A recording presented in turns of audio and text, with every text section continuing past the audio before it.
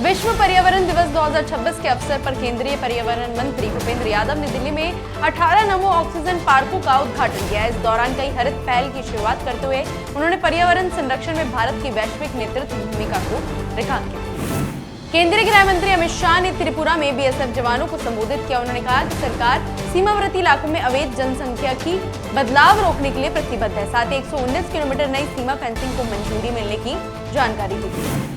उत्तर प्रदेश में मुख्यमंत्री योगी आदित्यनाथ की मौजूदगी में स्वच्छ वायु प्रबंधन परियोजनाओं की शुरुआत की गई और वृक्षारोपण मेगा अभियान 2026 का लोगो जारी किया गया। इस पहल का उद्देश्य राज्य में वायु गुणवत्ता सुधारना और बड़े पैमाने पर हरित आवरण को बढ़ावा देना बताया गया है। एयर ट्रंक ने भारत में करीब 3 लाख करोड़ रुपए निवेश कर 5 गीगावाट डेटा सेंटर क्षमता विकसित करने की योजना बनाई। प्रधानमंत्री नरेंद्र मोदी ने इसे भारत के डिजिटल इंफ्रास्ट्रक्चर क्षेत्र के सबसे बड़े निवेशों में से एक बताते हुए कहा कि इससे क्लाउड कंप्यूटिंग, एआई, रोजगार और नवाचार को बढ़ावा मिलने वाला है। दिल्ली सरकार ने दक्षिणी क्षेत्र के कई इलाकों में अवैध निर्माण के खिलाफ कार्रवाई करते हुए तोड़फोड़ अभियान चलाया।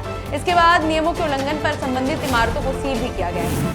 केंद्रीय वस्त्र मंत्री गिरिराज सिंह ने एक पेड़ मां के नाम अभियान को आगे बढ़ाने की अपील करते हुए कहा कि जहां भी जाए अपनी मां के नाम एक पेड़ जरूर लगाए। उन्होंने बताया कि देश में वन क्षेत्र और सामाजिक वानिकी को मिलाकर भी लगभग 11% हरित आवरण की कमी है, जिसे पूरा करने के लिए जन भागीदारी जरूरी है।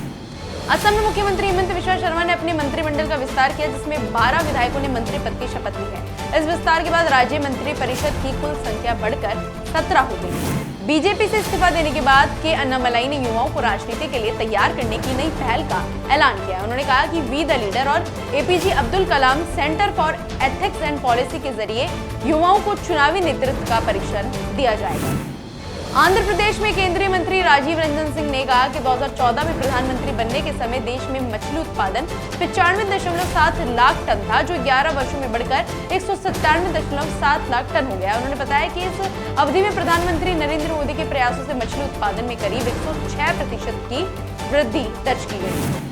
उत्तर प्रदेश में रक्षा मंत्री राजनाथ सिंह ने कहा कि भारत की विश्वसनीयता और मजबूत छवि के कारण अंतर्राष्ट्रीय समुदाय में देश भर भरोसा बढ़ा है और वैश्विक मंच पर भारत की प्रतिष्ठा में लगातार वृद्धि हुई। उन्होंने कहा कि आर्थिक प्रगति और विश्वसनीयता के चलते भारत को दुनिया भर में व्यापक सराहना मिल रही है। उत्तराखंड में मुख्यमंत्री पुष्कर सिंह धामी ने कहा कि चुनाव आते जाते रहते हैं, लेकिन सरकार की प्राथमिकता जनता की सेवा करना है। उन्होंने कहा कि प्रधानमंत्री नरेंद्र मोदी के नेतृत्व में उत्तराखंड को देश का सर्वश्रेष्ठ राज्य बनाने की दिशा में लगातार काम किया जा रहा है और ये उनका लक्ष्य है।